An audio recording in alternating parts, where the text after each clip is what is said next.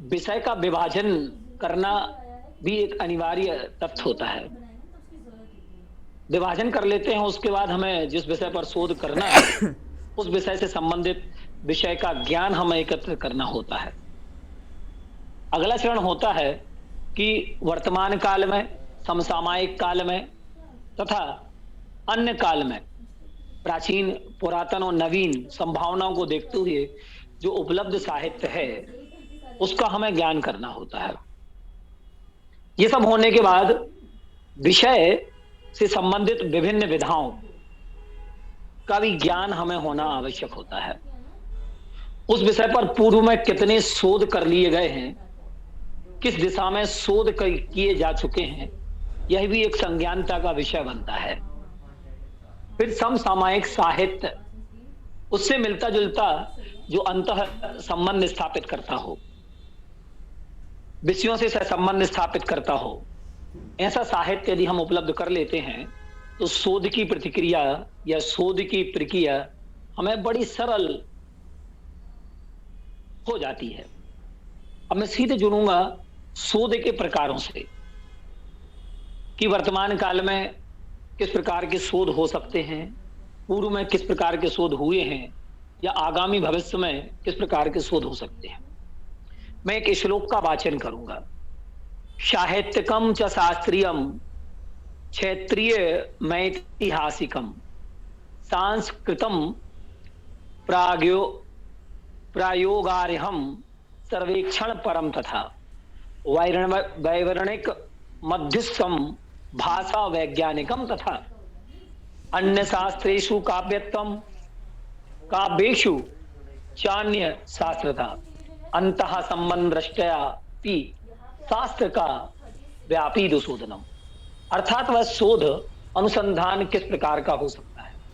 साहित्यिक हो सकता है, शास्त्रीय हो सकता है, क्षेत्रीय हो सकता है, ऐतिहासिक हो सकता है, सांस्कृतिक हो सकता है, प्रयोगात्मक, सर्वेक्षण परक, विवरणात्मक, श्रोतमूलक, भाषा वैज्ञानिक, काव्य शास्त्रीय, अंतः संबंधीय शोध, मीमांसा परक शोध, आलोचनात्मक, समालोचनात्मक शोध।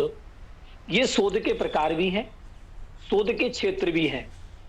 इन्हें दोनों प्रकार समझ लीजिएगा, ये शोध का प्रकार भी है और शोध का क्षेत्र भी है। इस प्रकार से हम शोध कर सकते हैं। यह साहित्यिक शोध क्या हो सकता है, किस प्रकार से हो सकता है, क्यों हमें साहित्य का अध्ययन करना चाहिए और किस प्रकार की शोध की आवश्यकता हमें क्यों पड़ती है। मैं प्रथमतः लेख को, वक्तव्य को ज्यादा नहीं खींचूंगा, एक सारगर्भित तथ्य की ओर हम आपको विषय से जोड़ करके रखेंगे। सबसे पहले ये शोध की, अब मैं बात करूंगा शोध की संभावना पर कि शोध की संभावनाओं के लिए हमें क्या क्या आवश्यक, उस बात पर मैं आपको बता चुका हूं कि शोध की संभावनाएं इन दिशाओं, इन गलियों से, इन रास्तों से निकलेंगी। शोध के क्षेत्र का ज्ञान, विषय की विधाओं का ज्ञान, उपलब्ध साहित्य का ज्ञान, पूर्व शोधों का परिज्ञान, काल के विभाजन का ज्ञान, समसामयिक साहित्य का ज्ञान, विषयों का संबंध ज्ञान और अंतः संबंधों का ज्ञान। इन 8 बिंदुओं के कारण ही, इन 8 बिंदुओं के माध्यम से ही किसी भी विषय पर शोध किया जा सकता है। अब मैं सीधे जुड़ता हूं शोध के प्रकार, और शोध की प्रकार के साथ ही मैं आपको उन विषयों से भी जोड़ूंगा, चाहे वह दर्शन शास्त्र हो, समाज शास्त्र हो, हिंदी हो, अंग्रेजी साहित्य हो, या प्राकृत साहित्य हो, शिल्प विज्ञान हो, वास्तुशिल्प हो, चित्रकला हो, फाइन आर्ट हो, इंजीनियरिंग हो। इन सब विषयों पर हम थोड़ी थोड़ी सी चर्चा जरूर करेंगे। सबसे पहले मैं करूंगा साहित्य परक बोध, शोध पर, क्योंकि भारत देश एक ऐसा देश था, है और आगामी भविष्य में रहेगा, क्योंकि ऋषिचर्या जहां पर हुई है, क्योंकि हमारा संपूर्ण जीवन ऋषिचर्या पर, भारत का गौरव ही ऋषिचर्या है। ऋषियों का जन्म हुआ, महामुनियों का, महामनाओं का यहाँ पर जन्म हुआ, उनके साहित्य का लेखन किया गया, उनकी चर्याओं को ऋचाओं में, गीताओं में, उपनिषदों में अनुबंधित किया गया है और संकलित किया गया, लेख लिपिबद्ध किया गया। और हमारे भारत का साहित्य तो बड़ा विराट साहित्य है। यहाँ हमारे लिए धर्म, अर्थ, काम, मोक्ष, इन पुरुषार्थों के बारे में हमें ज्ञान दिया जाता है। हमारा दर्शन शास्त्र अद्भुत है। हमारा साहित्य में ऐतिहासिकता, गीत, संगीत, गणित, अक्षर, असी अर्थात शस्त्र चलाना, मसी अर्थात लेखन कार्य करना, कृषि करना, विद्याएं जो 72 प्रकार की होती हैं, कलाएं, वाणिज्य और शिल्प, इन 60 कर्मों को हमारे लिए सिखाया गया। साहित्य परक शोध किस प्रकार से किया जा सकता है? साहित्य परक शोध को हम प्रथमतः उस साहित्यकार के व्यक्तित्व पर हम शोध कर सकते हैं। उसके बाद में उसकी रचनाओं पर आधारित शोध किया जा सकता है। अब हम उसको काव्य शास्त्र की दृष्टि से ले लें तो काव्य शास्त्र में रचनाओं का काव्य शास्त्रीय अध्ययन, रचनाओं का समाज शास्त्रीय अध्ययन, रचनाओं में योग, रचनाओं की रचना धर्मिता, ये विषय हो सकते हैं। उसी व्यक्तित्व के लिए, उसी कृतित्व के लिए काल आधारित पर यदि हम काल को दृष्टिगत रखते हुए शोध करते हैं तो लेखक के काल और अन्य लेखक की रचनाएं, लेखक की रचना का प्रकार, उसकी क्षेत्रीयता और सार्वभौमिकता, इस विषय पर भी हम काल आधारित शोध कर सकते हैं। अब हम बात कर लें जैसे आचार्य तुलसी की काव्य साधना, आचार्य तुलसी की साहित्य साधना, या ऐसे ही अनेक आचार्यों का, केशवदास का, रीतिकालीन, भक्तिकालीन आदि, ऐसी समाज शास्त्र में भी पाषाणकालीन, ताम्रकालीन, कांस्यकालीन आदि जो लिपियां हैं उनका हम एक विस्तृत अध्ययन कर सकते हैं। दर्शन शास्त्र में हम लेते हैं आचार्य तुलसी, लेखन की परंपरा में आचार्य तुलसी का योगदान, आचार्य तुलसी के नीति वाक्य और भारतीय दर्शन, ये दर्शन पर भी शोध कार्य इस प्रकार से किया जा सकता है। मूल्य, आचार्य तुलसी के काव्य रामायण में नैतिक मूल्य और वर्तमान समाज के परिप्रेक्ष्य में भी हम इस प्रकार से शोध कर सकते हैं। अब हम बात करते हैं कृति पर आधारित शोध। किसी लेखक ने जो कृति लिखी, उस कृति के आधार पर किस प्रकार से हम शोध कर सकते हैं, लेकिन इसमें मूल बात यह होती है कि उस कृति का हमें अन्वेषण करना होता है और उसमें हमें दृष्टि फाइंडर के हिसाब से उसमें फाइंडिंग करनी पड़ती है, जिसे हम अन्वेषणात्मक दृष्टि कहते हैं। उसको यदि हम ऐतिहासिक परिप्रेक्ष्य में लेते हैं, वह इतिहास का विषय हो सकता है, जैसे जैन साहित्य, नाथ साहित्य, बौद्ध साहित्य की ऐतिहासिकता, हिंदी साहित्य में कृष्ण काव्य, कृष्ण काव्य में पौराणिक घटनाएं, मुद्रा, अभिलेख, खुदाई। हम योग विज्ञान की बात करें तो योग विज्ञान में भारतीय योग का ऐतिहासिक परिप्रेक्ष्य में तथ्यात्मक विकास, विभिन्न मुद्राएं, जो योग की मुद्रा हमारे लिए चाहे पतंजलि हो या यूं कहूं योग के संस्थापक रहे, तो उनके द्वारा योग विषय पर भी शोध कार्य किया जा सकता है।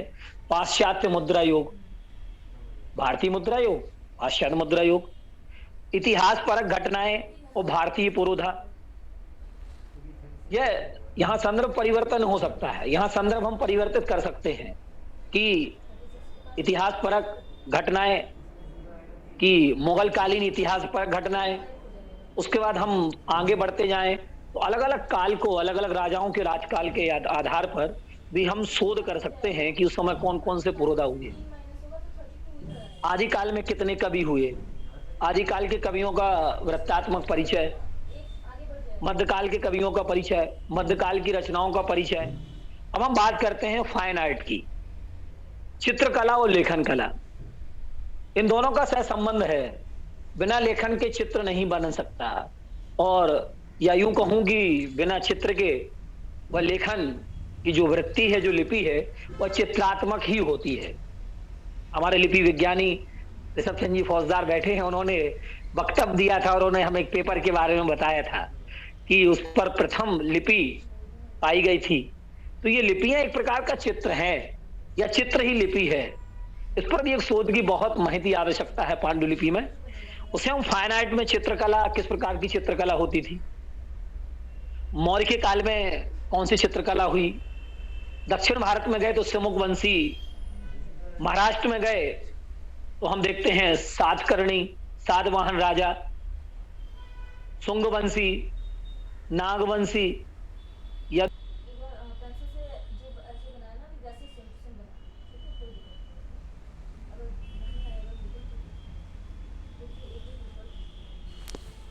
सर आवाज नहीं आ रही है आपकी। आपकी आवाज हेलो हेलो हेलो। हाँ सर अभी आई। हाँ तो आ रही उस है समय में हाँ सातकर्णी, प्राचीन काल में परंपरा होती थी अपनी अपनी मूर्तियों की स्थापना करने की। आज हम देखते हैं महात्मा गांधी की मूर्ति लगी है, सरदार वल्लभ भाई पटेल की मूर्ति लगी है। इन मूर्तियों का इतिहास, मूर्तियों की स्थापना है, गुफाओं का इतिहास, ऐतिहासिक परिप्रेक्ष्य में हम एक ऐतिहासिक ताको हम दृष्टि पटल पर ला सकते हैं। जो चित्र हैं, कलाएं हैं, प्राचीन कलाएं हैं, उनको हम आगे जाकर के ला सकते हैं। प्राचीन लिपियों के शिलालेख को हम इकट्ठा करके उसको एक ऐतिहासिक शोध बना सकते हैं। फाइनाइट में अब राजाश्रय, किस राजा के काल में क्या कौन कौन थे, उस राजाश्रय में कौन कौन सी चित्रकलाएं विकसित हुई, या कौन कौन सी संगीत कलाएं विकसित हुई, किस राजा ने, कौन सा राजा संगीत प्रिय था, ये इन कलाओं पर आधार पर आप एक शोध कर सकते हैं। अब हम बात कर लें इंजीनियरिंग की। कई बार कहने को हो जाता है कि हिंदी के प्रोफेसर या इंजीनियरिंग में नहीं बोल सकते, या इंजीनियरिंग वाला हिंदी में नहीं बोल सकता। आज ये मिथ्या भ्रांति हो गई है। आज यदि व्यक्ति चाहे और व्यक्ति का व्यक्तित्व चाहे तो वह सभी कलाओं में पारंगत हो सकता है। हमारे आदिकाल में पुरुषों की 72 कलाएं बताई गई, उन 72 कलाओं में स्त्रियों की 64 कलाएं बताई गई। उन पर भी एक शोध कार्य होने की आवश्यकता है। प्राचीन काल की कलाएं और प्राचीन काल की कलाओं का नवीन स्वरूप किस प्रकार से आगे बढ़ा, तो वो कलाएं भी, इंजीनियरिंग की बात कर रहा हूं मैं। भारतीय वास्तुशिल्प, जिसे शिल्प कहा जाता है, भारतीय वास्तुशिल्प और नवीन तकनीक का ऐतिहासिक विकास, कहां से वास्तु पुरुष का जन्म हुआ, वास्तु ग्रंथों को लीजिएगा, उसके बाद में उसकी तकनीकी, किस प्रकार से मूर्तियों का निर्माण होता था, मूर्ति कला का, स्थापत्य कला, नागर कला, या उसका ताल, उसका मान आदि विभिन्न विषयों पर यह शोध कार्य किया जा सकता है इंजीनियरिंग के बच्चों के लिए। राजकीय भवनों का ऐतिहासिक मूल्य, भाई जो राजकीय भवन बने हैं उनका ऐतिहासिक मूल्य क्या है, वास्तुशिल्प के आधार पर। चाहे बड़े बड़े राजभवन हैं, आज विध्वंसकारियों ने विध्वंसित किए, लेकिन उसके बाद भी हमारे इतिहास को नहीं मिटा पाए, और वह शिल्प आज भी हमारे बीच में स्थित है। उस शिल्प पर भी काम करने की आवश्यकता है। भारतीय वास्तुशिल्प और नवीन वास्तुशिल्प। अब इसी में हम अर्थशास्त्रीय अध्ययन, जैसे मुझे याद आता है कि सम्राट खारवेल ईसा पूर्व प्रथम शताब्दी, द्वितीय शताब्दी में हुए, उन्होंने भवनों के निर्माण में लगभग 35 लाख स्वर्ण मुद्राएं खर्च की थी।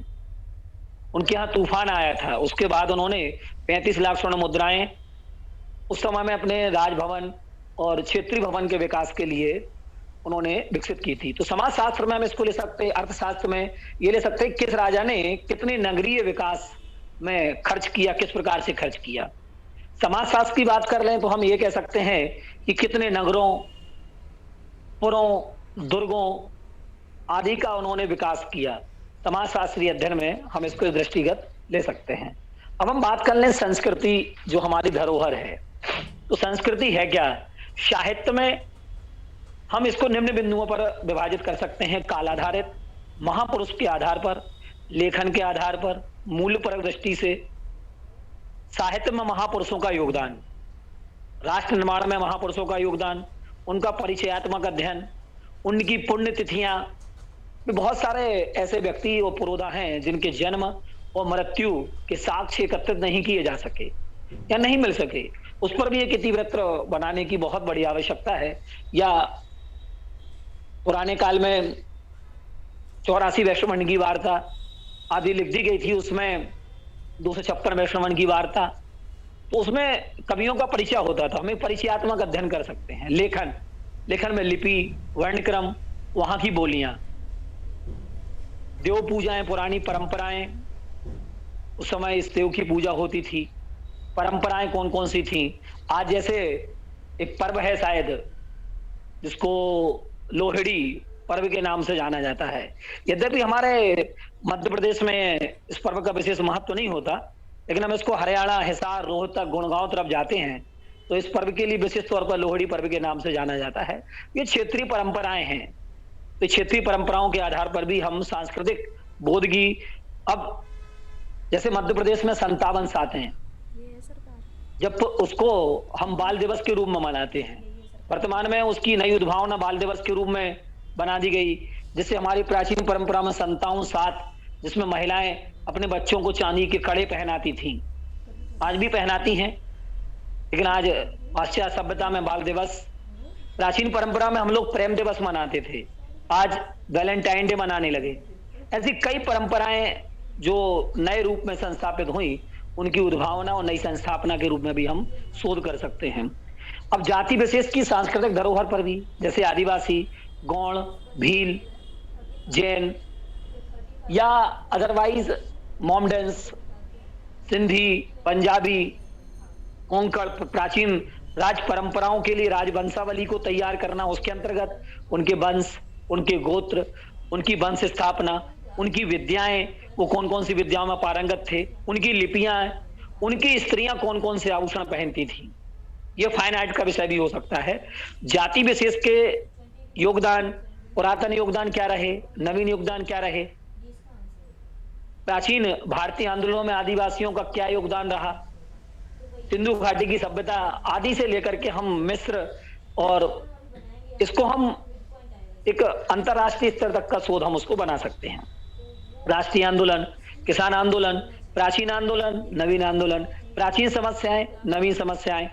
अब फाइन आर्ट पर हम आते हैं तो पुरातन काल के आभूषण, वहां की स्त्रियां किस प्रकार के आभूषण पहनती थी, नवीन काल के महिला पुरुष किस प्रकार के आभूषण और परिवर्तन की दिशाएं, उनकी डिजाइन्स आप बना सकते हैं, धनार्जन भी कर सकते हैं और एक शोध का विषय भी होगा। अब हम बात कर लें प्रयोगात्मक शोध की। प्रयोगात्मक शोध वह होता है जो प्रैक्टिकली ही होता है और जिस पर हमें केवल लेखन कार्य नहीं करना होता है, उसमें हमें कुछ आंकड़े भी एकत्रित करने होते हैं। जैसे मनोविज्ञान एक विषय है, ये प्रयोगात्मक है, बिना प्रयोग के मन की गतियों को, मन की स्थितियों को हम नहीं जान सकते। मन कहां से कहां तक पहुंच सकता है, मन के माध्यम से कैसे प्राचीन काल में लोग तपस्या करके निर्माण की प्राप्ति कर लेते थे, आज वर्तमान काल में हम उसी मन के आधार पर सफलता का अर्जन करते हैं। तो मानव जीवन में सकारात्मक व नकारात्मक ऊर्जा, उन विचारों का प्रभाव, अब उन विचारों के प्रभाव को हम अलग अलग कैटेगरीज वाइज डिवाइड कर सकते हैं, जैसे कि बाल मन, किशोर मन, युवा मन, दाम्पत्य जीवन या आगामी भविष्य का वह सामाजिक जीवन। इसी को हम कालक्रम के आधार पर नारी मनोविज्ञान, पुरुष मनोविज्ञान, बाल मनोविज्ञान आदि के विषय पर भी हम शोध कर सकते हैं। मानसिक रोगों के कारण और उपाय की खोज, बालक के लिए किस प्रकार से खोज की जा सकती है, यद्यपि यह आयुर्वेद ग्रंथ से जुड़ा हुआ है, जो प्राचीन आयुष विभाग रहा, वर्तमान काल में मेडिकल साइंस कह सकते हैं। साहित्य का मनोवैज्ञानिक प्रभाव, उसका नीति शास्त्र में क्या उपयोग रहा, उसका दर्शन शास्त्र में क्या रहा, समाज शास्त्र में और योग शास्त्र, इनका सह संबंध बन जाता है, क्योंकि मन और योग ये दोनों का यदि संबंध हो जाए तो एक सकारात्मक ऊर्जा अपने आप तैयार होती है। योग का मानव जीवन पर प्रभाव, उसका दर्शन शास्त्रीय अध्ययन, उसका समाज शास्त्रीय अध्ययन कि कौन सी समाज के व्यक्ति किस प्रकार से एक्टिव होते हैं, कौन योग को जल्दी एक्सेप्ट कर लेता है, कौन योग के लिए कितने बाद उसको बाद में समझ में आता है। मनोयोग का ऐतिहासिक परिप्रेक्ष्य में राजकीय घटनाओं का अंतर संबंध, कि उस समय में प्राचीन रासों का परंपरा थी, उसमें योगी आते थे, सूफा कवि आते थे, संत कवि आते थे, वह अपनी रिद्धियों के माध्यम से तंत्र मंत्र करके इधर से उधर कबूतरों को कर देते थे, कभी नदी पार करा देते थे, कभी नायक की सहायता कर देते थे आदि। इन विषयों पर हम शोध कर सकते हैं। अब इसको हम लेते हैं, जैसे मनोयोग के कारण ऋषियों की तपस्या का भंग करना, अप्सराओं का अवतरण होना, ऋषियों की तपस्याओं को भंग कर देना, रावण की उत्पत्ति होना, आदि ऐसी कई घटनाएं जो शास्त्रों में हैं, पौराणिकता और नवीनता के साथ में हम उसको जोड़ करके एक नया शोध प्रस्तुत कर सकते हैं। अर्थशास्त्री में मनोयोग का क्या उपयोग होगा? प्रयोगात्मक शोध का। काल आधारित वस्तु का विनिमय। प्राचीन काल में हम बराबर के तुल्यता के हिसाब से हम जितना सामान देते थे उतना सामान हम वापस लेते थे। चाहे गेहूं हो, चावल हो, आटा हो, कुछ भी हो, हम बराबर एक तराजू पर रख करके बराबर दान करके ले लेते थे। लेकिन वर्तमान में विनिमय के नियम बदले, मुद्राएं बदली, लोगों की मानसिकताएं बदली, परिवर्तन क्षेत्र बदला, उस क्षेत्र के आधार पर अलग अलग मुद्राएं। किसी राजा ने अपनी मुद्रा बनाई, किसी बैक्टीरिया महारानी आई तो उसने अपनी मुद्रा बनाई। ब्रिटिश शासन के कई राजा महाराजा आए, मुद्राओं पर, सिक्कों पर आपने चिन्ह देखे होंगे।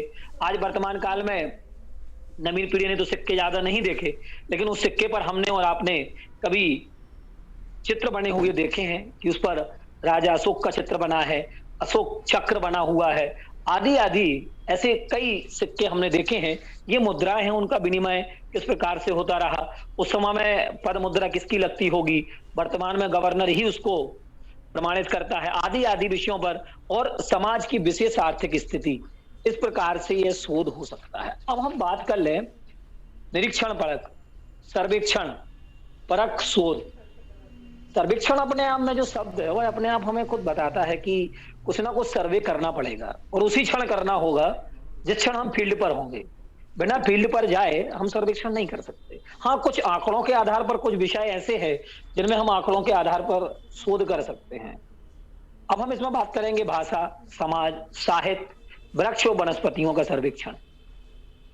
इसमें भाषा के विकास, भाषा के प्रयोग करने वालों की जनसंख्या के आंकड़े, समाज का सर्वेक्षण, किस व्यक्ति की कितनी समाज है, अर्थात कौन सी समाज के कितने व्यक्ति हैं, कितनी जनसंख्या है, कितने महिला हैं, कितने पुरुष हैं, आदि आदि, शिक्षा दर, मृत्यु दर, जन्म दर आदि का अंकेक्षण और सर्वेक्षण हम एक सांख्यिकीय विषय पर मूलतः सर्वेक्षण किया जाता है। एक ही प्रकार की वनस्पतियों का सर्वेक्षण या क्षेत्रीय वनस्पतियों का सर्वेक्षण, ये आयुर्वेद का, मेडिकल साइंस का विषय है, प्राणी विज्ञान, जंतु विज्ञान का यह विषय है। तो इस प्रकार के सर्वेक्षण की हमारे मध्य प्रदेश में, हमारे दमोह जिले में इसको जिलेवार, जनपदवार, ग्रामीण अंचल, नदी के तटों पर या गंगा नदी के तट पर या नर्मदा नदी के तट पर जितनी औषधियां उत्पन्न हुई, इन औषधियों का परीक्षण, निरीक्षण, इनका उपयोग, ये इन सब विषयों पर शोध हो सकता है। और उसका एक भाषा वैज्ञानिक सर्वेक्षण भी हो सकता है। भाषा में भाषा का, समाज में समाज का, साहित्य में साहित्य का एक वैज्ञानिक सर्वेक्षण हो सकता है कि वह मनुष्य था, आदि मानव था, आदि मानव से उसने आग को देखा, पकाना सीखा, लिखना सीखा, आगामी भविष्य में आज हम वर्तमान में इस अवस्था में हैं। तो एक सर्वेक्षण परक दृष्टि हम रखते गए, बढ़ते गए और बढ़ गए। अब हम बात करने में वर्णनात्मक शोध की, वह शब्द, विभिन्न क्रियाकलाप, पंचात्मा, इसमें विवरण, एक विवरणिका के आधार पर, एक क्रमिक स्तर पर हम शोध करें। शब्द की रचना, शब्द का प्रयोग, शब्द की आने वाली भविष्य की वह दशाएं। जैसे प्राचीन काल में तिली के तेल को तेल कहा जाता था, लेकिन वर्तमान काल में चाहे सोयाबीन का हो, चाहे मूंगफली का हो, कोई भी तरल पदार्थ हो, वह तेल की दृष्टि में आता है। यहां तक कि पेट्रोल को भी हम तेल कहते हैं, यद्यपि वो ज्वलनशील पदार्थ है, लेकिन उस समय केवल तिली के तेल के लिए ही कहा जाता था।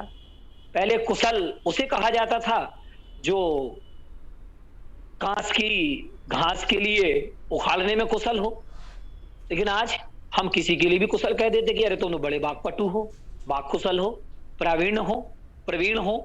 पहले जो बीड़ा बजाता था उसे ही प्रवीण कहा जाता था, वर्तमान काल में अरे तुम तो शब्द प्रवीण हो। आदि आदि अर्थ परिवर्तन की दिशाएं परिवर्तित होती गई। ये विवरणात्मक शोध हमको करना पड़ेगा। एक इतिवृत्तात्मक काल के आधार पर, समय के आधार पर, विभिन्न क्षेत्रों के आधार पर भी हम इसमें दृष्टि लगा करके हम शोध कर सकते हैं। अब हम कर लें स्रोत मूलक स्रोत शोध क्या कहलाते हैं। जहां में कथा बिंदु, कथा सूत्र, जहां से कुछ निकलने वाला हो वो स्रोत कहलाता है या निकलता है। कथा के लिए हमें कथा का स्रोत होना आवश्यक है। अभिलेख हमें यदि दृष्टि पर हम रख लेंगे तो हम अभिलेखों को इकट्ठा कर लेंगे। वह स्रोत हो जाएगा। भाई प्राचीन गुफाओं में जाओगे तो निश्चितता कुछ ना कुछ लिखा मिलेगा, कुछ ना कुछ उत्कीर्णन मिलेगा ही मिलेगा। बस शोध होना चाहिए, ऐतिहासिक साक्ष्य होना चाहिए। इसमें मूल बात यह है कि बिना साक्ष्य के हम इसमें कुछ नहीं कर सकते। इसलिए हमें स्रोत, अब सामाजिक संस्थाओं में, समाजशास्त्र में देखते हैं तो विभिन्न संस्थाओं का स्रोत, चाहे रामकृष्ण परमहंस बना हो, कांग्रेस बनी हो, राजनीतिक संस्थाएं बनी हो, इनका स्रोत कौन रहा, इनका पुरोधा कौन रहा, किसने स्थापना की, स्थापना के बाद इसके उद्देश्य क्या रहे, इन विषयों पर भी स्रोत मूलक शोध हो सकता है। उनने कौन से मूल की स्थापना की। सिद्धांतों का स्रोत, गुरुत्वाकर्षण बल आपने साइंस में सुना ही है, परावर्तन का नियम सुना, गणित में हमने पाइथागोरस प्रमेय को देखते हैं, लंब बटे कर्ण कर्ण आदि जो है, tan थीटा कोसेक थीटा आदि जो शोध किए गए स्रोत मूलक शोधों की कोटि में आते हैं। अब हम करते हैं वैज्ञानिक शोध की बात कि वैज्ञानिक शोध क्या है। वैज्ञानिकता यह है कि व्यक्ति के प्रत्येक चरण पर, प्रत्येक आचरण पर, प्रत्येक बिंदु पर एक इस तरीके से क्रमिक स्तर से शोध होना चाहिए कि उसकी एक एक विकास की परिस्थिति को वह लेखक, वह शोधक, शोध वृत्ति वाला रखने वाला शोधार्थी उसके विकास को विकसित करे। जैसे कृषि विज्ञान केंद्र हुआ करते हैं, कृषि विज्ञान केंद्र में बीजों पर अनुसंधान होता है, पशु चिकित्सालय में उस बीज का, संकर बीज का एक अनुसंधान होता है। गुलाब, सफेद गुलाब, एक ही गुलाब पर कई प्रकार की, वह एक ही शाखा पर कई प्रकार के रंग के पुष्प आज पुष्पित होने लगे। ये कृषि विज्ञान की खोज है, अनुसंधान उन्होंने किया। बीज के लिए उन्होंने, कोई संकर बीज होता है, कोई वर्ण संकर होता है, किसी प्रकार से अलग अलग बीजों की उन्होंने खोज की और उनको क्रॉस किया और एक नए बीज की स्थापना उन्होंने की। उसी प्रकार से शब्द, भाषा वैज्ञानिक शोध की बात करूंगा तो स्वनिम रचना कहां से होती है, किस धातु से होती है, किस प्रत्यय से होती है, आदि आदि वह स्त्रीलिंग शब्द है या पुल्लिंग है या नपुंसकलिंग है, इन शब्दों की विवेचना शोध, वैज्ञानिक शोध के अंतर्गत आती है, जो भाषा विज्ञान का शोध कहलाता है। कौन सा शब्द कहां से निकलता है, अकुह विसर्जनीय नाम कंठा, वर्ग कंठ से निकलते हैं, ये हमें ज्ञान होना चाहिए शोधार्थी के लिए। इचोईशा नाम तालु, ई उच्चा वर्ण के जितने शब्द हैं वो तालंब कहलाएंगे।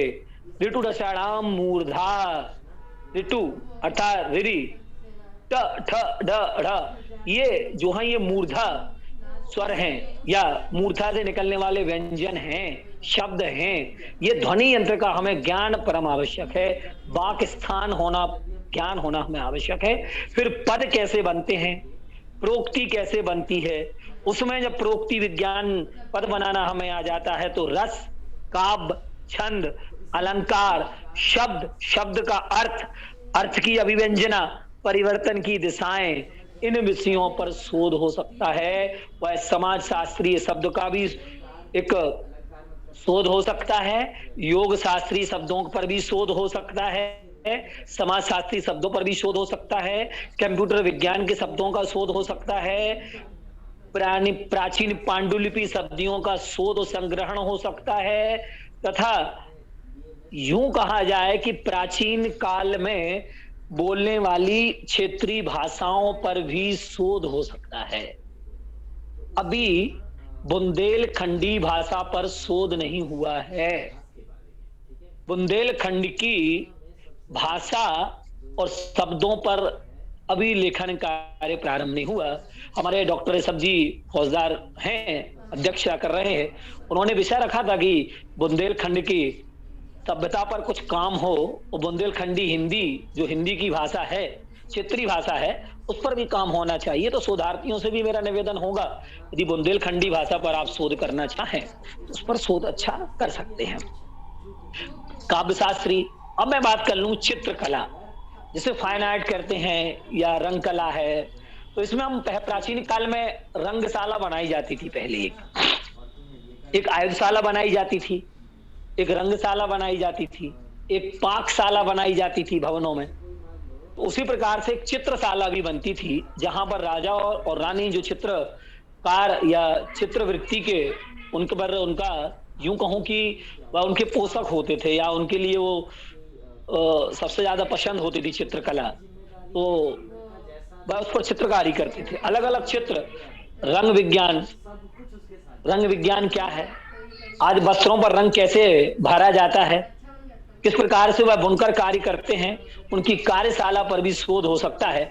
यद्यपि चित्रकला और रंग कला दोनों का एक साथ सह संबंध है, बिना रंग के चित्र नहीं हो सकता, बिना लेखन के चित्र नहीं हो सकता, या लेख ही चित्र है, ये सह संबंधी हैं।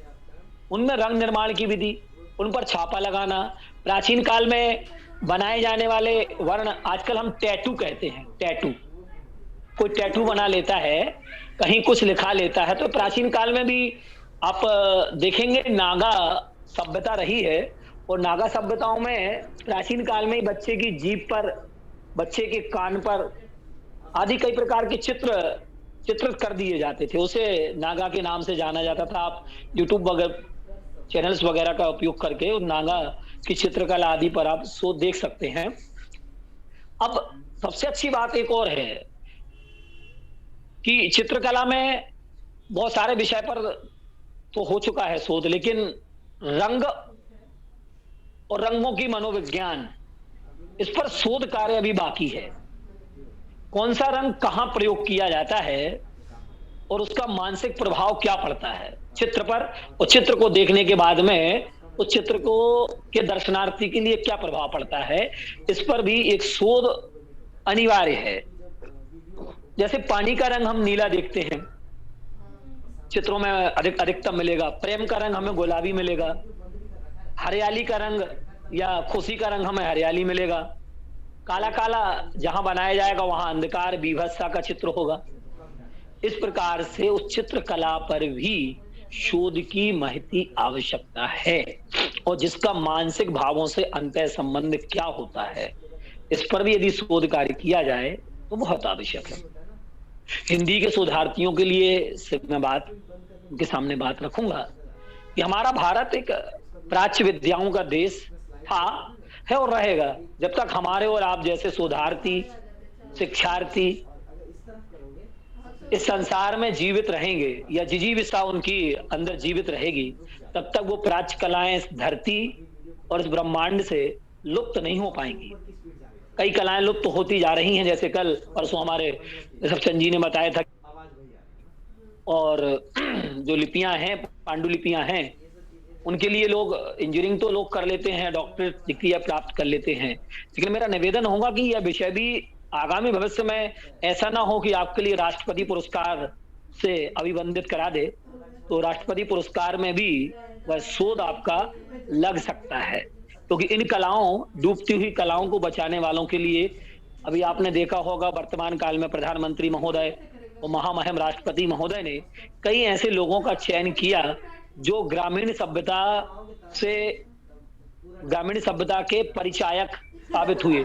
किसी ने वृक्षारोपण किया, किसी ने वनस्पति विज्ञान पर काम किया, एक दादी हैं उनने औषधियों पर काम किया, उसे औषधियों का ज्ञान है, तो हम उनसे भी एक औषधि विज्ञान का शोध लेकर के तैयार कर सकते हैं।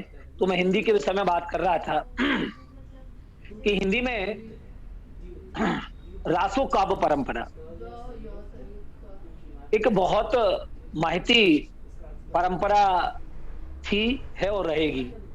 इस पर लगभग 700 से 800 ग्रंथों के नाम और उनकी पांडुलिपियां हैं, जो जयपुर के पुस्तकालय में रखी हुई हैं, और वो ठंडे बस्ते में है। केवल उनका एक नाम अकेला एकत्रित कर दिया गया, उस पर विश्वविद्यालयों की दृष्टि तो पड़ी, लेकिन उसे बंद करके रख दिया गया। मेरा निवेदन होगा कि हम सब मिलकर के उन पांडुलिपियों को एकत्रित करें और उस पर एक शोध कार्य हो, और उन लिपियों के माध्यम से हमारे ऋषभ जी फौजदार साहब और भी कई लिपि विज्ञान के विज्ञानी एकत्रित होकर के यदि उन रासो काव्य के लिए हम एकत्रित कर लेते हैं, तो एक बहुत बड़ा विषय हमारे लिए मिल जाएगा, और आगामी भविष्य में छात्रों के लिए शोधार्थियों के लिए वह उपयोगी होगा। प्राचीन काल के काव्य पांडुलिपियां, उन पर भी शोध आवश्यक है। अब मैं आ जाता हूं थोड़ा सी नाट्यकला पर। नाट्यकला क्या है? नाट्यकलाएं कई बार अभिनय जहां पर होता है वह अभिनय ही नाटक है, और नाटक में विभिन्न मुद्राओं का प्रयोग होता है, नृत्य कला में विभिन्न मुद्राओं का प्रयोग होता है। प्राचीन काल की मुद्राएं नाट्य मुद्राएं, मैं धन की बात नहीं कर रहा हूं, नाट्य मुद्राओं की बात कर रहा हूं कि वहां पर वह नाट्य मुद्राएं किस प्रकार से वह नृत्य मुद्राएं कहना चाहिए। उन मुद्राओं पर भी शोध हो सकता है कि यह मुद्रा किस मुद्रा और भावों को मुद्रित करती है, और किस केंद्रीय भाव से वह मुद्रा बनाई गई।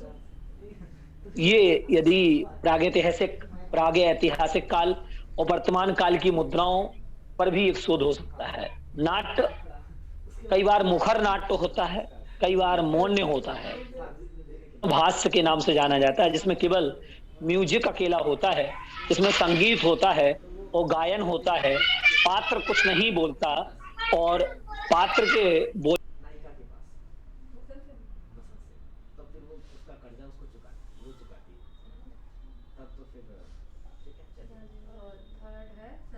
बोलने के साथ ही साथ में विभिन्न मुद्राएं प्रकट होती हैं, तो उन मुद्राओं पर भी शोध की आवश्यकता है। अब हम बात कर लें, यह शोध की प्रवृत्ति यदि हमारे अंदर रहेगी तो ही हम वह कार्य कर सकेंगे। अब महत्वपूर्ण विषय पर हम और आते हैं, जैसे अनुशीलन और तुलनात्मक अध्ययन किस प्रकार से कर सकते हैं और क्यों करना चाहिए। यह अध्ययन शोध का ही एक प्रकार है, और जो एक ही प्रकार के व्यक्तियों या एक ही काल में जन्मे हुए व्यक्तियों, एक ही प्रवृत्ति के रचनाओं, कलाओं, संस्कृतियों, मूल्यों के मध्य तुलनात्मक अध्ययन किया जा सकता है, क्योंकि तुलना बराबर वाले में ही होती है, और तौल उसे ही मानते हैं जो बराबर हो। इसके लिए हमें तौलना पड़ेगा। आचार्य तुलसी को यदि हम लेते हैं तो उन्हीं की कोटि का हमें राम काव्य और कृष्ण काव्य परंपरा देखते हैं, तो इन काव्य परंपराओं में का हम साहित्यिक, भाषा वैज्ञानिक, मनोवैज्ञानिक, योग वैज्ञानिक, अर्थशास्त्री, राजनीति, इन सब चीजों को हम अलग अलग दृष्टिकोण के साथ में हम उनका अध्ययन कर सकते हैं। जैसे भारत पाक विभाजन पर कल या परसों में मैंने बहुत समय लगाया और शोध किया उस पर। लगभग 200 से 400 पीएचडीयां शोध कार्य भारत पाकिस्तान विभाजन पर हो चुके हैं। उसमें कथाएं, उनके उपन्यास, उनके नाटक, उनकी फिल्म, एक ही विषय को लेकर के, जैसे भारत पाकिस्तान विभाजन, पंजाब विभाजन, बंगाल विभाजन, इन विभाजन से संबंधित उस समय विभाजनोत्तर काल में जो कथाएं, साहित्य, समाजशास्त्रीय समेकन, अर्थशास्त्री परिवर्तन, मनोवैज्ञानिक मनोदशा का वर्णन, ये सब उस पर शोध हो सकता है। जैसे छायावादी, प्रयोगवादी कवियों में बिंब विधान, प्रतीक योजना, उनकी आलोचनाएं, उनकी समीक्षाएं। मनोविज्ञान में यदि हम लेते हैं तो भारतीय मनोविज्ञान व पाश्चात्य मनोविज्ञान के विकास अनुक्रम व उनके परिवर्तन की दिशाएं, इसमें हम काल, सीमा, राज्य, क्षेत्र आदि को लगा करके तुलना अध्ययन कर सकते हैं कि एक ही क्षेत्र में किस प्रकार से कौन कौन सी परंपराएं स्थापित थी। योग में देखें तो भारतीय योग, पाश्चात्य योग और भारतीय दर्शन का ऐतिहासिक महत्व। अर्थशास्त्र में देखें तो भारतीय मुद्रा, विभिन्न राज्यों में प्रचलित मुद्राएं का एक तुलनात्मक अध्ययन, मुद्रा का वजन, मुद्रा की धातु और मुद्रा पर लगने वाली वह मुद्रा कौन से राज्य की कौन सी भाषा में थी। राजनीति में हम देखें तो प्राचीन राजतंत्र, लोकतंत्र, उनकी समानताएं, उनकी विषमताएं, राजपदों की नियुक्ति एक महत्वपूर्ण विषय है कि उस समय में राजपद किस प्रकार से दिए जाते थे और वर्तमान काल में राजपद किस प्रकार से दिए जाने लगे।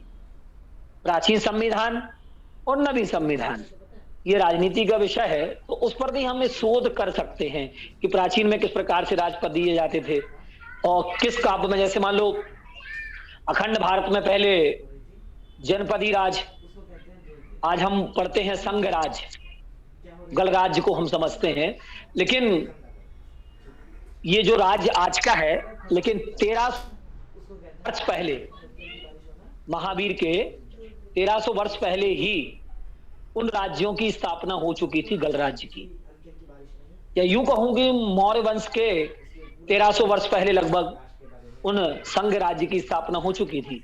ये प्राचीन परंपरा में लिखा हुआ है। ये संघ हमने आज बना लिए और अलग अलग सम्मेलन कराने लगे, सार्क सम्मेलन आदि आदि कई प्रकार के सम्मेलन होते हैं, तो वो अलग अलग हैं। राजनीतिक परिस्थितियां, उनके गुण दोष, क्षेत्रीय आदि विषयों पर हम शोध कर सकते हैं। अब एक विषय का दूसरे विषय से अंतर संबंध क्या हो सकता है?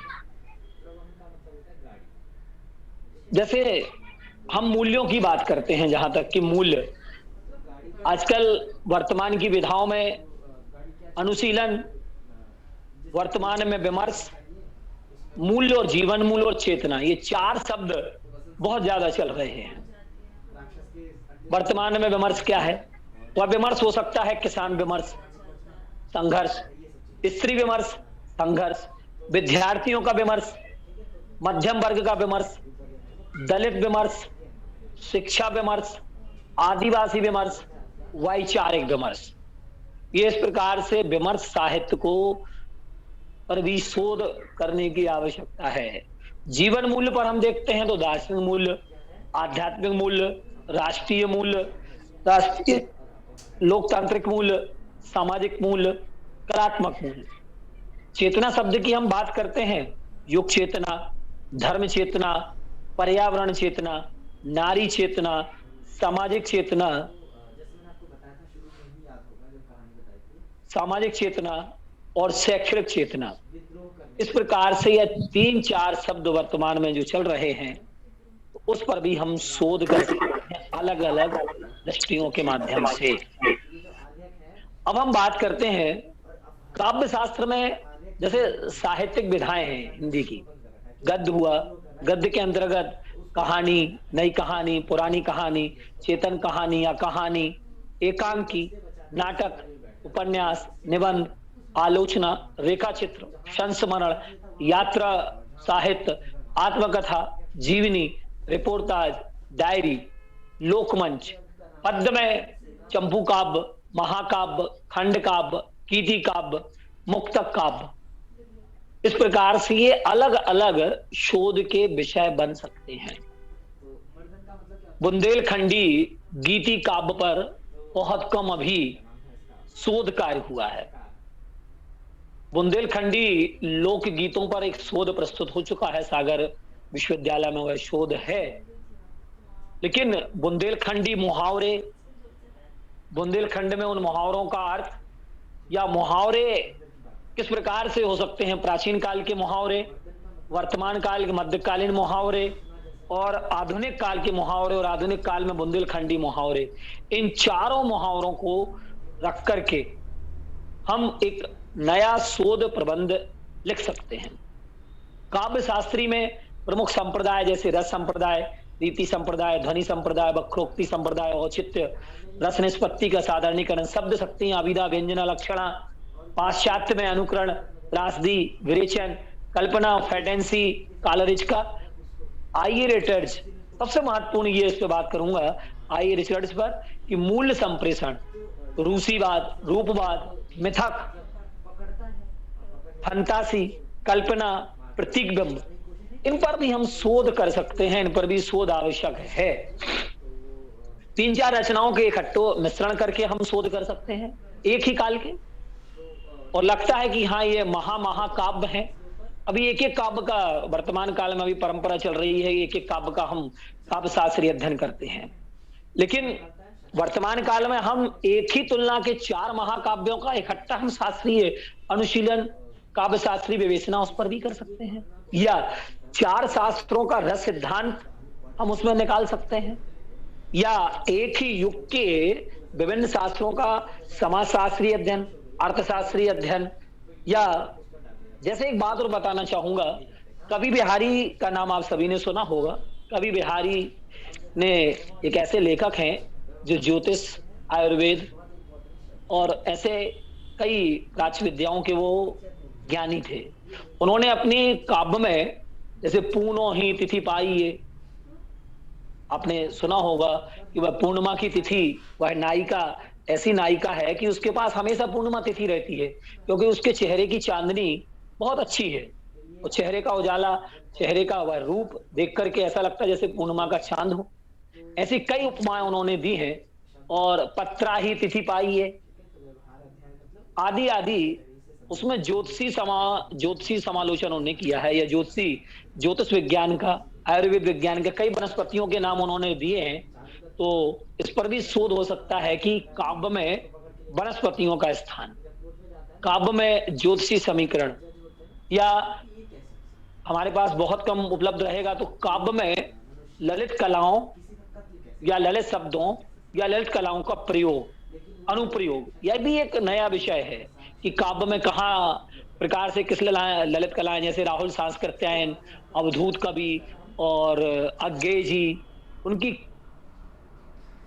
हाँ ओजस्वी जी ने लिख दिया है पत्रा ही तिथि पाई है, बहुत बढ़िया ओजस्वी जी।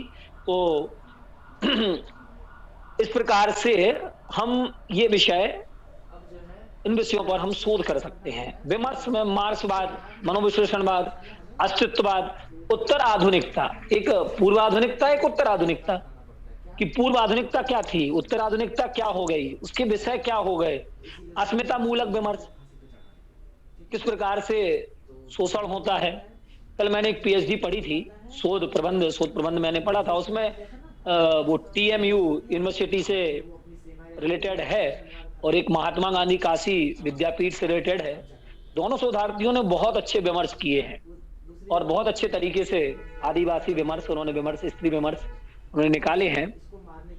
और एक और विषय है, अभी इस विषय पर शोध नहीं हुआ, मैं आपको बताना चाहूंगा, चाहे समाजशास्त्री हो, अर्थशास्त्री हो, सभी विषयों के लिए प्रवासी साहित्य, जो वर्तमान काल में एक नई दिशा आई है और साहित्य की एक नई कोटि आई है, उसको प्रवासी साहित्य कहा जाता है। प्रवासी साहित्य वह साहित्य होता है बंधुओं, जहां पर जो हमारे देश में थे लेकिन वह विदेश में रहने लगे, लेकिन उसके बाद भी उन्होंने शोध का कार्य नहीं छोड़ा, साहित्य का क्षेत्र नहीं छोड़ा, उन्होंने रचनाएं की। उन रचनाकारों के नाम, रचनाकारों की रचनाओं का महत्व, रचनाकारों पर पड़े व्यक्तियों के प्रभाव, कौन सा प्रभाव है, गांधीवादी है, अंबेडकरवादी है, या महावीर दर्शन है, या लोहिया दर्शन है, उस पर कौन से दर्शन की छाप पड़ी है, या विवेकानंद स्वामी का दर्शन उसमें दिख रहा है, आदि आदि दर्शन शास्त्रीय, उसका हम विवेचन कर सकते हैं, शोध कार्य कर सकते हैं। बस हमारे अंदर शोध करने की क्षमता होना चाहिए और शोध करने की हमारे लिए एक विशिष्ट, जो शोध वही कर सकता है जो प्रत्युत्पन्न मति हो, जिसकी मति प्रत्युत्पन्न हो, मतलब यहां प्रश्न किया और उसका उत्तर उसके पास हो, या उसको सोचने की क्षमता उसके पास में हो, वही शोधार्थी का शोध बहुत जल्दी होता है। जैसे एकलव्य ने निशाना साधा, अर्जुन ने भी निशाना साधा, लेकिन बिना गुरु के भी एकलव्य ने गुरु को प्रमाण मान करके वह कार्य और लक्ष्य को संधानित कर दिया था। यही अनुसंधान है हमारे एकलव्य विश्वविद्यालय का, यही सूत्र है कि वर्तमान काल में आप देख रहे हैं, गुरु के सामने न शिष्य है, न शिष्य के सामने अभी गुरु है। बस यही संधान हम कर रहे हैं, हम और आप कर रहे हैं।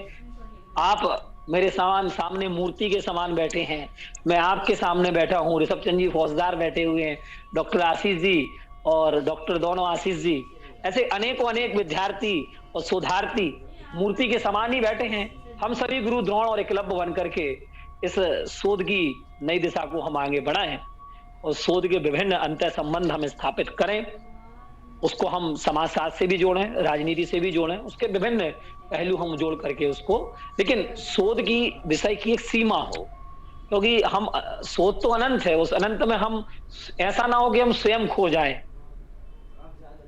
हम खोना है लेकिन खोजने के लिए, खो जाने के लिए नहीं।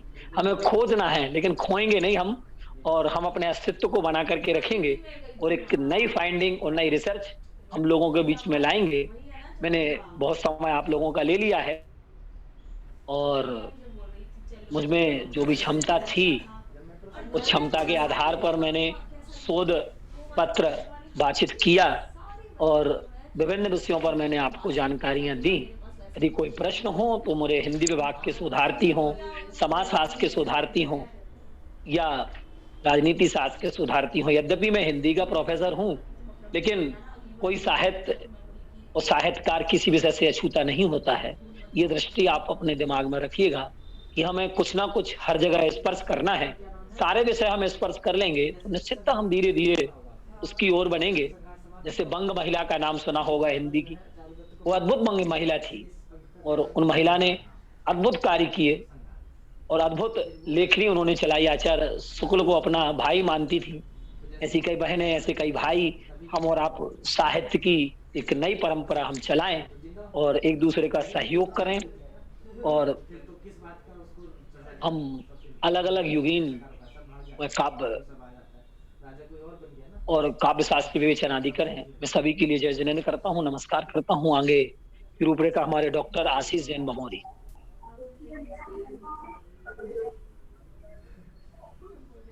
हेलो।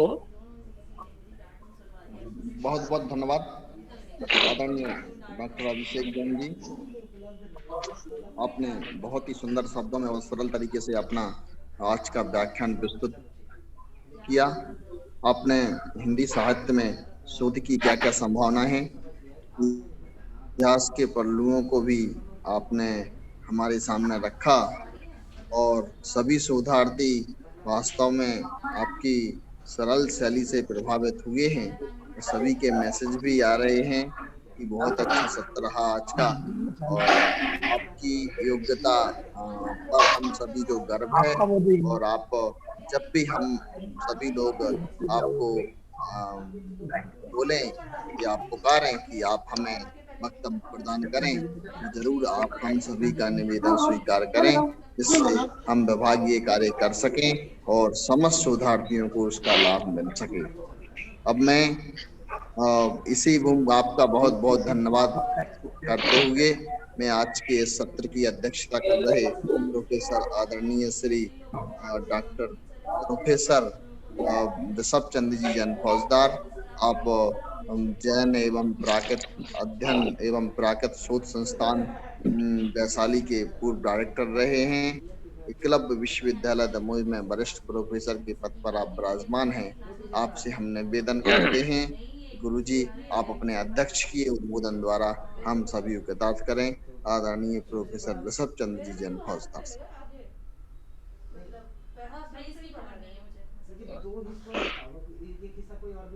जी गुरुजी। हाँ ठीक ठीक, आवाज आ रही? आ रही आवाज आप। उत्साहनामं कम्मखेतस्य कर्तारम्। भगवान ऋषभ देव ऐसे महापुरुष हुए हैं जिन्होंने संसार की व्यवस्था को इस रूप में देखा कि इन्हें किस किस वस्तु की, किस किस शिक्षा की जरूरत है या इनकी जरूरतें क्या हैं। इन जरूरतों को पूरा करने के लिए उन्होंने 80 मसी कृषि आदि शिक्षा दी थी और उन शिक्षाओं से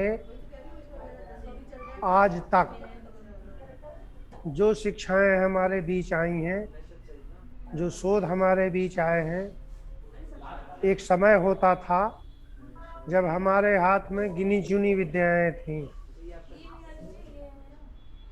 भगवान ऋषभदेव ने भी अपनी दोनों पुत्रियों को, एक को अंक विद्या सिखाई थी और एक को अक्षर विद्या सिखाई थी। उसके बाद हमारे सामने 2-4 विषय आए थे कि हम दर्शन शास्त्र प्राचीन विषय रहा है, फिर उसी में दर्शन और गणित मूलतः 2 और साहित्य भी रहा है, और इसके लिए आवश्यक रही है भाषा। भाषा के विषय में ये कहा जाता है कि जब से संसार है तब से भाषा है। फिर हमारी जो भाषा है, जिन भाषाओं को हम लोग देखते हैं, समझते हैं, पढ़ते हैं, उनमें अपने विचारों को उकेरते हैं या बद्ध करते हैं, बांधते हैं। विचारों को हम भाषा के माध्यम से साहित्य के रूप में बांध करके दूसरों के सामने रखते हैं। इसके संदर्भ में मैं एक बात और कहूँगा कि हमें ये बात, हमारा कंसेप्ट क्लियर होना चाहिए कि हम जो दूसरे को पढ़ते हैं, चाहे साहित्य को पढ़ें, चाहे संस्कृति को पढ़ें, पढ़ते और सुनते हैं, वो हम अपने लिए पढ़ते सुनते हैं। और हम जो लिखते हैं, हम जो बोलते हैं, वो हम अपने सामने वाले, अर्थात अपने से इतर जो भी है। व्याकरण शास्त्र में मैं को उत्तम पुरुष कहा जाता है, और सामने, मेरे सामने जो होता है उसको मध्यम, और उसके मैं और तुम के अलावा जितने भी होते हैं उन सबको अन्न की श्रेणी में रखा जाता है।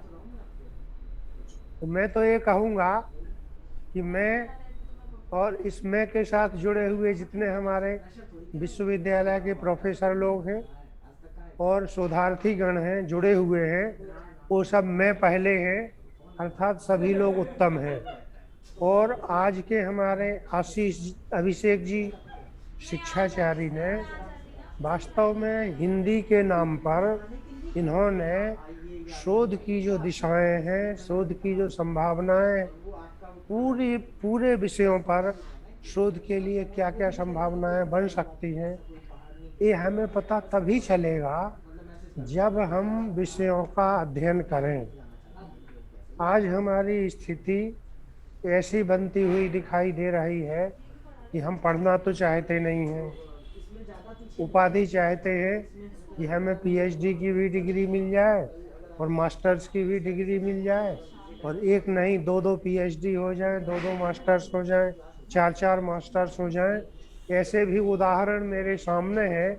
एक व्यक्ति को मैं जानता हूँ जिन्होंने 30 विषय में मास्टर्स किया हुआ है, 30 विषय में एमए किया हुआ है, तो 30 विषयों में। तो ऐसे ऐसे विद्वान इस धरती पर पड़े हुए हैं। और हमारे आजकल तो डिग्री हो गई है ना, कि डिग्री लेने को विद्वान कहते हैं, डिग्री लेने वाले। और हमारी पूर्व की परंपरा ऐसी रही है कि जो जंगलों में रहते थे, गुरुकुलों में रहते थे, गुरु की सन्निधि में रहते थे, उनके लिए सबसे बड़ा छाता गुरु ही था, और उनका पालक भी गुरु ही होता था। और ये कहें कि गुरु का पालक छात्र विद्यार्थी होता था। आज छात्र और शिक्षक का संबंध थोड़ा सा विकृत होता हुआ दिखाई दे रहा है। हमें इससे बचना चाहिए, और हमें विद्या के प्रति और अपने गुरु के प्रति और ज्ञान देने वाले के प्रति, ठीक है भले ही हमें ज्ञान इंटरनेट से प्राप्त हो जाए, लेकिन इंटरनेट के पास अपना कुछ नहीं होता है। इंटरनेट पर भी जो गूगल हो या और भी जो भी साइट्स बने हैं, वेबसाइट्स बने हैं, उन पर जो ज्ञान हमें प्राप्त होता है वो हमारे प्राचीन आचार्यों का ही ज्ञान है, और हमारे और आप जैसे शोधकर्ताओं के द्वारा ही उस पर एकत्रित किया गया है, जो हमें एक क्लिक में प्राप्त होता है और हम उसको प्राप्त कर लेते हैं। लेकिन जब तक हम पढ़ेंगे नहीं, जब हम पढ़ेंगे, 4 चीज़ों को पढ़ेंगे, 4 पुस्तकों को पढ़ेंगे, 4 लेखकों को पढ़ेंगे, 4 विषयों को पढ़ेंगे, तो हमारे पास हमारी सोचने की शक्ति विकसित होगी। और शोध का उद्देश्य कोई ना कोई अवश्य होना चाहिए। ऐसा नहीं शोध होता है कि हमें तो भाई पीएचडी करना है और अपने नाम के सामने डॉक्टर जोड़ना है। अब वो जैसे जुड़ जाए उसे जोड़ ले, जुड़ ऐसा जाए, करने नहीं से नहीं कुछ ऐसा नहीं। होता नहीं है।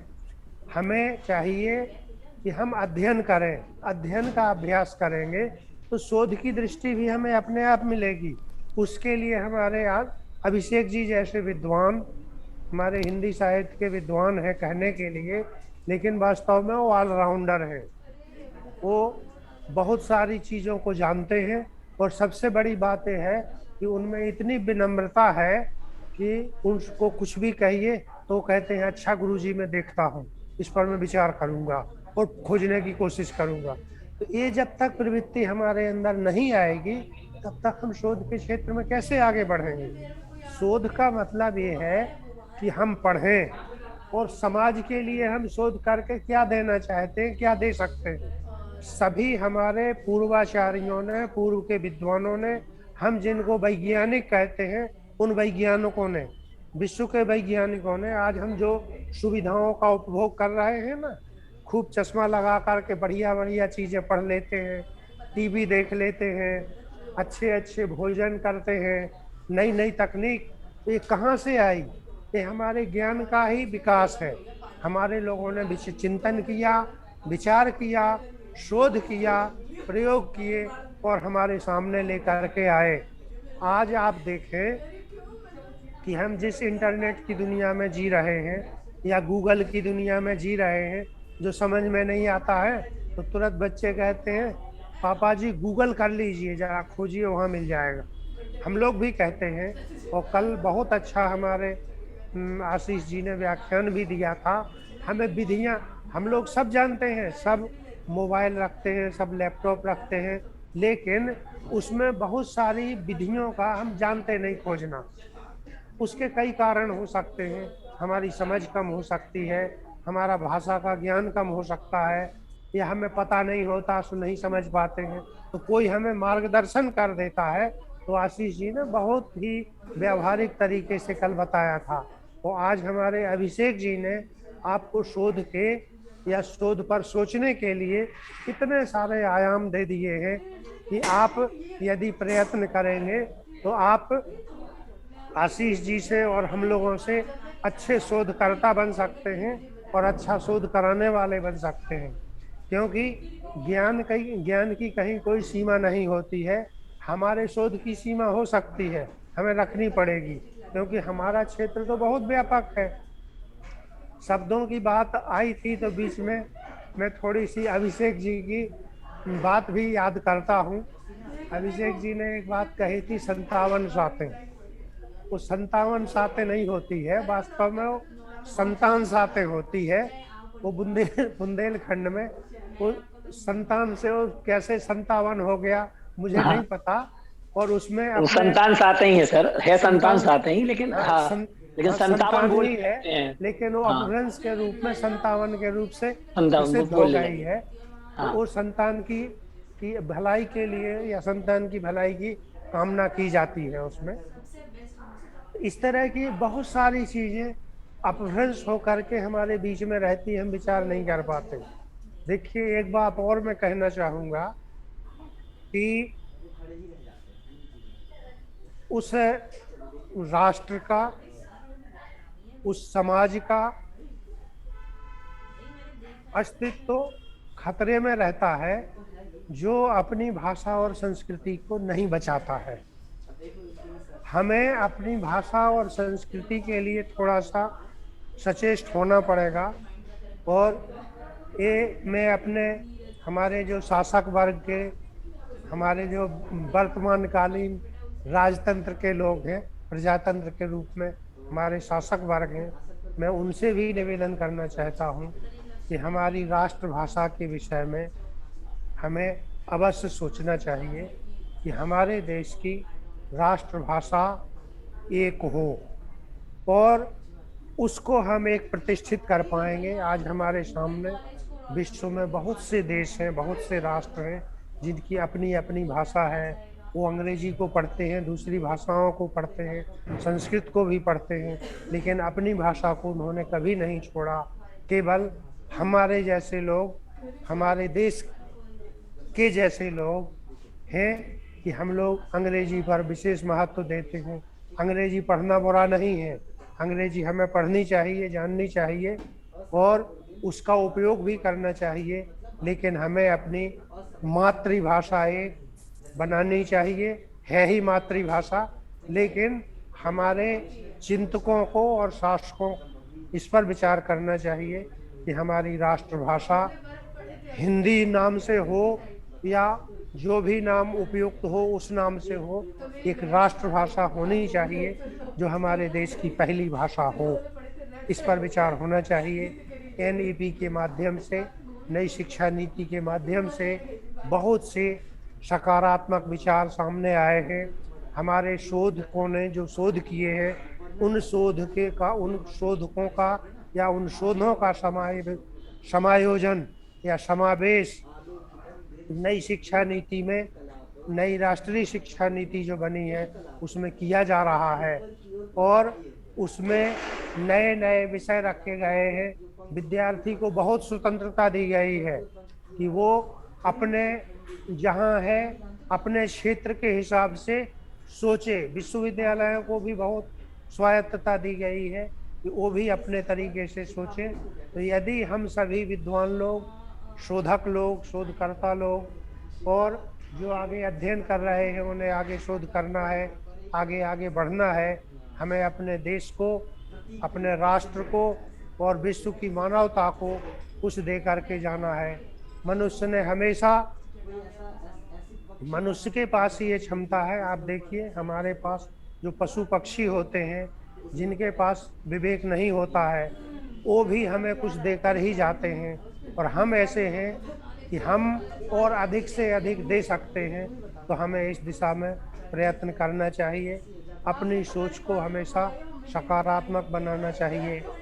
और अब काफ़ी समय हो गया है, मैं अंत में एक बात और कहना चाहूँगा कि दमोह जैसी जगह है जहाँ शिक्षा की बहुत कम सुविधाएं उपलब्ध थीं, ऐसी जगह में हमारे विश्वविद्यालय की कुलाधिपति डॉक्टर सुधा मलैया जी ने अपने पूरे मनोयोग से, और जब मैं उनको देखता हूँ, उनकी कर्मठता को देखता हूँ कि वो 70+ की महिला हैं और हम सब के लिए आदर्श हैं कि वो 12-12 घंटे और कभी कभी तो 14 घंटे तक वो लगातार काम करती है और लोगों के साथ बैठती है, सबको मार्गदर्शन करती है, सबसे काम करवाती है और स्वयं भी लगी रहती हैं।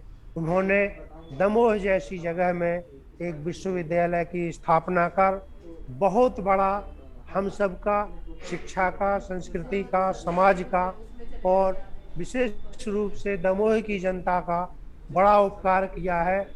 मैं उनको नमन करता हूँ, प्रणाम करता हूँ। और उन्होंने जो कुलपति महोदय हमारे पवन कुमार जी, प्रोफेसर पवन कुमार जैन और कुल सचिव प्रोफेसर प्रफुल्ल शर्मा जी और अन्य अनेक महानुभावों की टीम बनाई है, वो टीम दिन रात एक करके इस विश्वविद्यालय को अच्छे से अच्छी जगह पर नई से नई ऊंचाई देने के लिए कार्य कर रहे हैं। इसमें हमारे विद्यार्थी भी बहुत सहयोग कर रहे हैं। विगत 2 वर्षों से हम लोग कोरोना के कारण से पूरे विश्व की मानवता पीड़ित चल रही है, तो मैं उन सब के लिए भी ये संदेश देना चाहता हूँ कि हम सब अपने जीवन पद्धति से, जो हमारी जीवन पद्धति है कि हम आदर्श और प्राकृतिक जीवन पद्धति अपना करके उसका भी मुकाबला कर सकते हैं। अंत में मैं एक पद्य पढ़ूंगा जो नीति शास्त्रियों ने कहा है कि अमंत्रम अक्षरम नास्ति नास्ति मूलम अनौषधम अयोग्या पुरुषो नास्ति योजकस्तत्र दुर्लभः। इस संसार में कोई भी जितने अक्षर हम पढ़ते हैं, विद्या पढ़ते हैं, वो किसी भी भाषा का अक्षर हो वो निरर्थक नहीं होता है, सार्थक ही होता है और मंत्रशील ही होता है।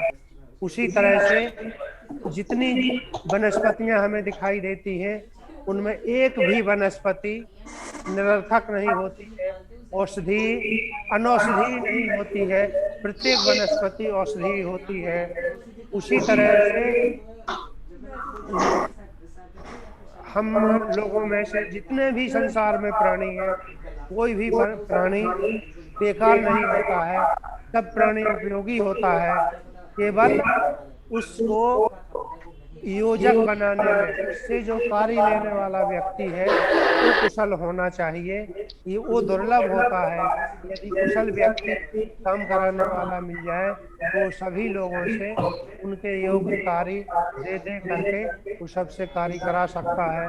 इसका उदाहरण मैं एक देता हूँ कि यदि किसी विश्वविद्यालय के प्रोफेसर को कहें आप कि तुम जा करके 2 बैल ले लो और हल चलाओ, कृषि का कार्य करो, तो शायद वो खेत में उस तरह से कार्य नहीं कर पाएगा। और उस कृषक को हम कहें जो विश्वविद्यालय में जा करके हमारे शोध छात्रों को मार्गदर्शन प्रदान करो, तो शायद वो भी नहीं कर पाएगा। लेकिन जिसकी रुचि कृषि विद्या में है उसको हम कृषक का कार्य दें, और जिसकी रुचि विद्या पढ़ाने में है और विद्या पढ़ने में है उसको हम विश्वविद्यालय में लगाएं, स्कूल में लगाएं। तो मैं समझता हूँ कि हम प्रत्येक कार्य में सफल होंगे। मैं पुनः पुनः सबको साधुवाद देता हूँ। और हिंदी दिवस के अवसर पर ये व्याख्यानमाला हमारी प्रारंभ हुई थी एकलव्य विश्वविद्यालय के जैन एंड प्राकृत विभाग, संस्कृत विभाग और हिंदी विभाग हिंदी दिवस से प्रारंभ करके आज हिंदी में शोध की संभावनाओं को लेकर के हिंदी का क्षेत्र सबसे व्यापक। आज भी सर पर्व है, आज ही पर्व है लोहड़ी पर्व। हाँ, आज लोहड़ी पर्व भी है। उसकी भी मैं आप सबको बहुत बहुत शुभकामनाएं प्रेषित करता हूँ और ये आशा करता हूँ कि आप सब भी इस शब्दों की साधना में, विद्या की साधना में लगे रहेंगे और दूसरे लोगों को प्रेरणा प्रदान करेंगे। इसी के साथ मैं अपनी वाणी को विराम देता हूँ। बहुत बहुत धन्यवाद। आ रही है आदरणीय सर जी, आज आपने अध्यक्षता की और अध्यक्ष के वक्तव्य के तदुपरांत कला एवं मानविकी संकाय के डीन आदरणीय डॉक्टर आशीष जी जन से निवेदन करेंगे कि वो धन्यवाद ज्ञापन करते हुए इस व्याख्यानमाला को समापन की ओर अग्रसित करें। नमस्कार समस्त शोधार्थियों के लिए और गुरुजनों के लिए प्रणाम। आज के अध्यक्षीय उद्बोधन के लिए मैं प्रोफेसर सत्यजीत फौजदार साहब का बहुत बहुत धन्यवाद ज्ञापन करता हूँ तथा इस विश्वविद्यालय के कुलाधिपति डॉक्टर सुधा मलैया, प्रति कुलाधिपति श्रीमती पूजा मलैया, श्रीमती रति मलैया जी का भी बहुत बहुत आभार ज्ञापन करता हूँ कि आपने हमें इस कार्यक्रम की अनुमति प्रदान की।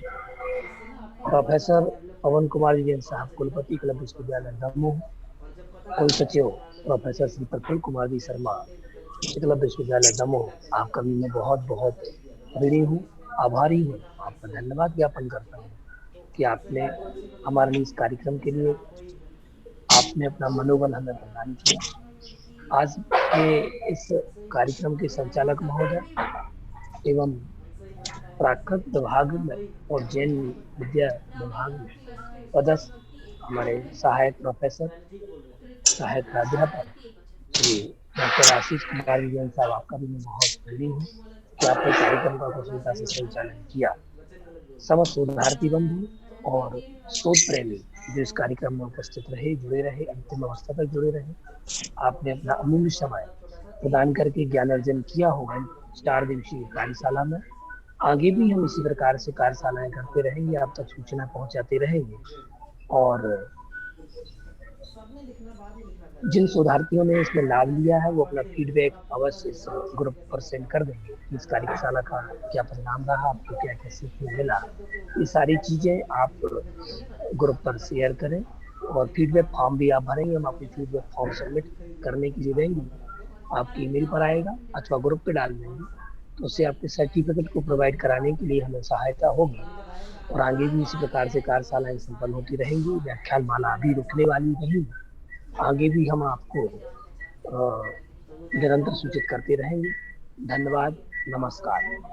और आज के जो मुख्य वक्ता रहे डॉक्टर अभिषेक कुमार विजयन साहब, आपने बहुत अच्छे से शोध के प्रत्येक क्षेत्र को स्पर्श किया और शोध की प्रत्येक चुनौतियों, आवश्यकताओं और महत्ता पर आपने अपना महनीय वक्तव्य अपने अमूल्य समय को प्रदान करके दिया। निश्चित ही शोधार्थियों को लाभ हुआ होगा। धन्यवाद, नमस्कार। जय तु भारतम।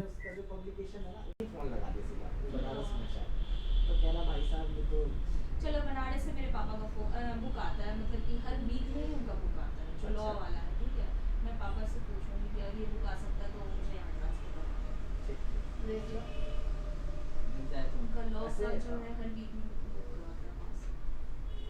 आपने जब बलियागंज गए थे तो वहाँ से कुछ लिया था? नहीं लिया था ना, कोई किताब नहीं थी ना जब हम लोग गए थे? नहीं, इसमें ली थी उस टाइम। आपके पास बिल भी होगा? हाँ है। तो उन्होंने नंबर दिया होगा। दिया है। हाँ, तो उनको ना ये पुस्तक का नाम देकर कर बोलना कि मंगवा दीजिए। मंगवा देंगे? हाँ, वो मंगवा देंगे। ठीक है, बोलना। उनके व्हाट्सएप नंबर पे भी कर सकते हैं, जो भी करके देखना, ठीक है। और एक और चलो मैं और बात करती हूँ। देखिए तो लोग का जो बुक वाला नहीं जाता है, ज्ञान बुक वाला जो स्कूल है, तो उनका टाइटल। अरे हाँ, मैं तो बताना भूल गया। हाँ। मैंने एक एग्जाम दिया था हाँ। तो उसमें मैं इनाम जीता। क्या इनाम देते? चलो अब किटकैट अभी